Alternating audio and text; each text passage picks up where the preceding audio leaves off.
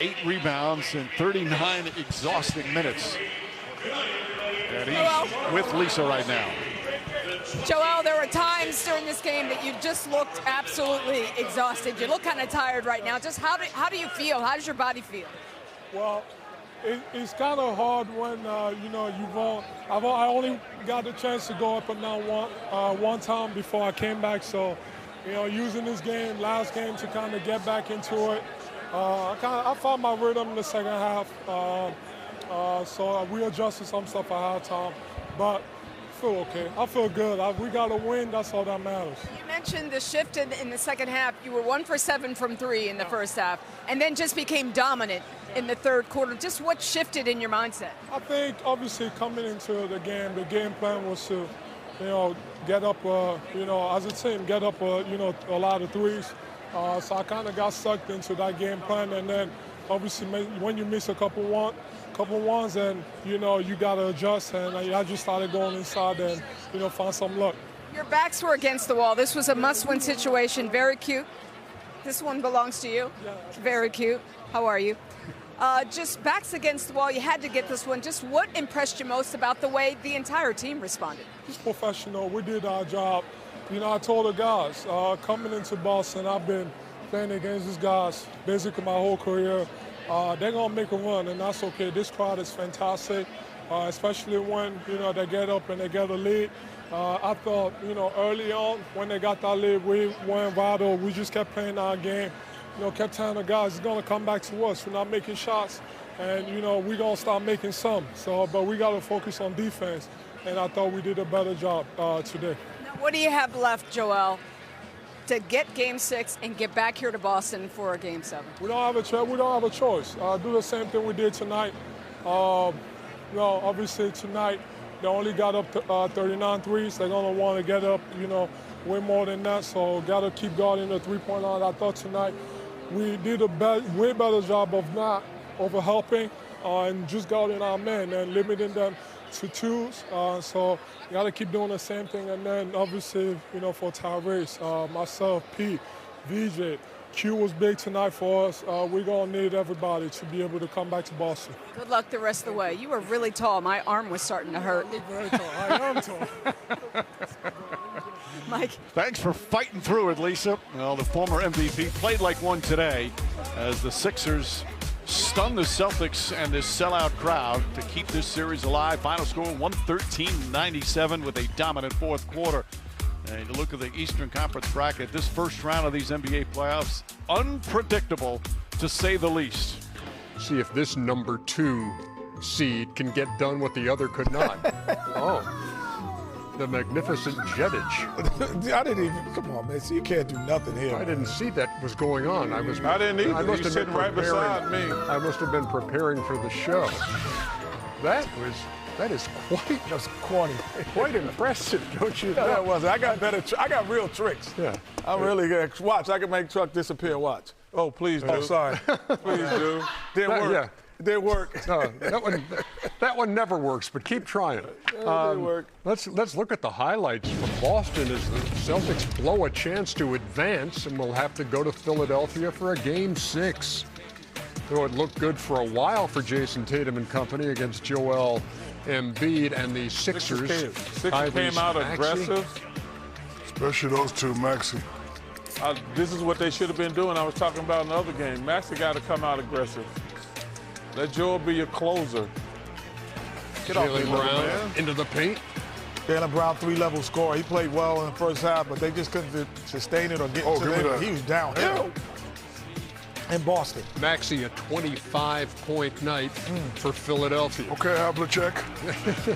I see you, Havlicek. Just like Havlicek. Big boy and big guys. Jason Tatum with the steal and takes it home, and then it's Tatum for 3. Step right into that. And they're up double digits. Jaylen Brown, about the same place as Tatum, and same result. They're up 57-50 at the half. They led by 13 in the third quarter. And then Joel Embiid absolutely went to work. And this is what I was saying, that, when Joel comes back, at times you have to double team him. make other people score. That's a deep three. We got to live with those, but we can't live with those wide open layups. But he's got to step himself in the post. That's what they got out of that one. That's how you get double team when you go to the post. Oh, don't leave this. Havlicek. Yep. Pritchard cans that three. 2-point game, 84-82, and then Tatum gets the roll, and they maintain the lead. Go to the fourth quarter. Philadelphia has the lead. Come double. You got to percent shot. There you go. Got to double. I don't double him. I let big dog. I let him get his numbers. Let him get it. Not in the clutch. Yep.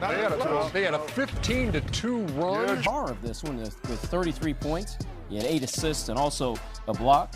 See Maxey with 25 points. Tatum had 24 to lead the Celtics, but Boston with the loss. This series is now 3-2. The Celtics still holding on to the lead as this series shifts to Philadelphia. And we now say hello to CBS Sports NBA analyst John Gonzalez. And John, what in the world did we just witness in Boston on Tuesday night? I mean, the Sixers came into Game 5 down 3-1 in the series, and they were basically dead in that Charles River dirty water. How in the world did the Sixers pull off this Game 5 victory?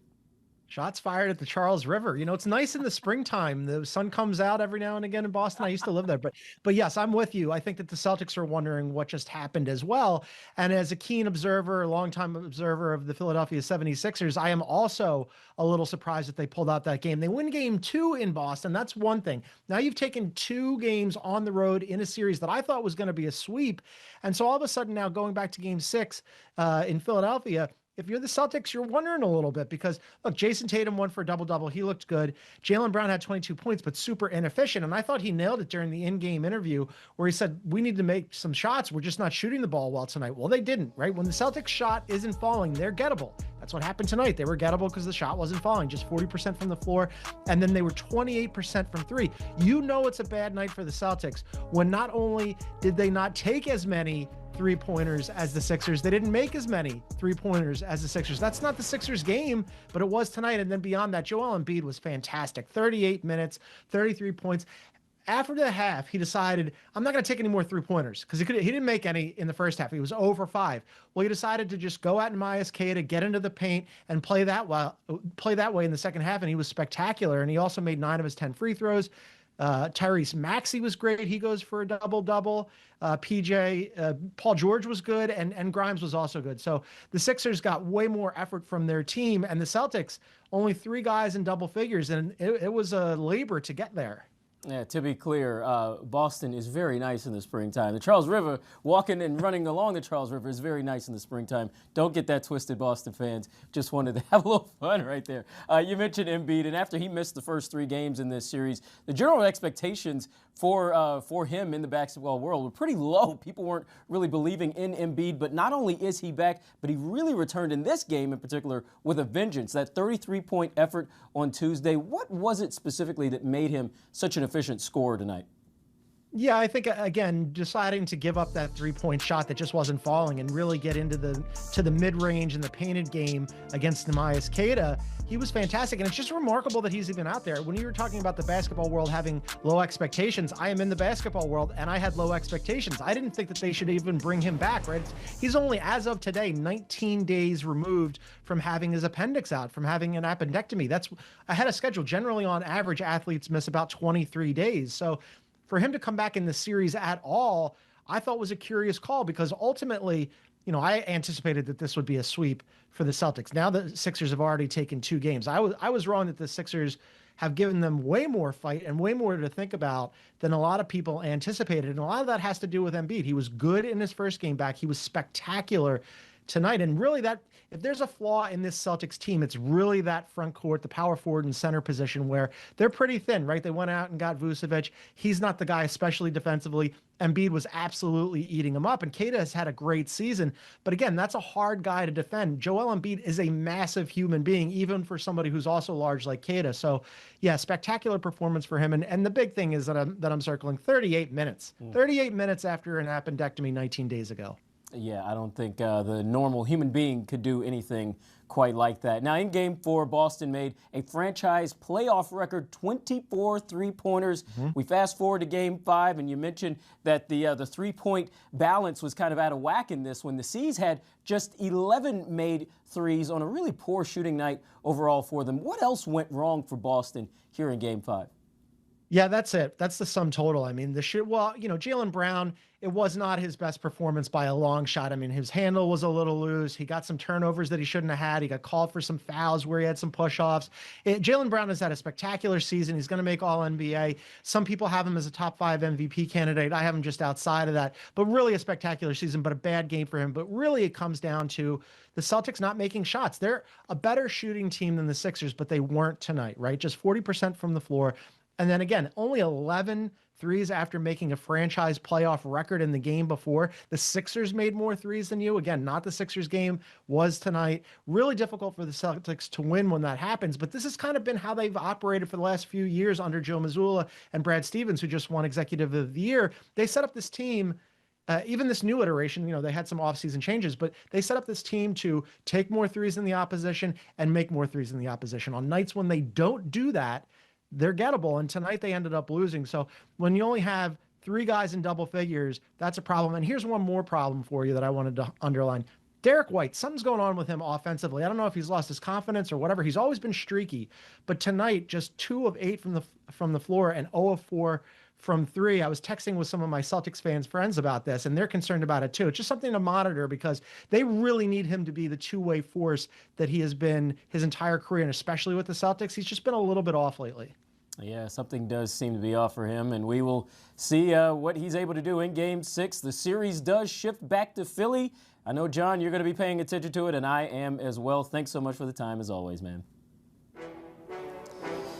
So a quick look at the fourth quarter comparison in this one. 28 points for the Sixers in quarter number 4 and just 11 for the Celtics. As John and I just mentioned, 3 of 22 shooting for the Celtics in the final quarter. They weren't very good from the field throughout the night.